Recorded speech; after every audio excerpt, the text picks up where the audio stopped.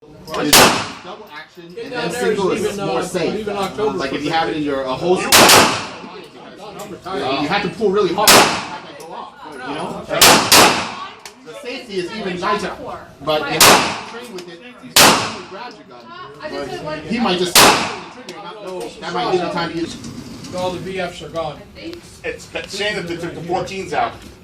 14's a nice plane too. Yeah, but they were awful expensive. Really? A badass airplane.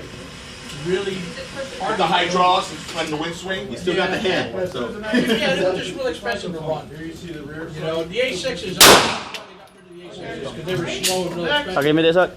And they didn't really need that tight turn to. Dogfighting, where these missiles. It'd be nice to They had the have Phoenix missiles. They didn't have to dogfight nothing. They can hit 6 times.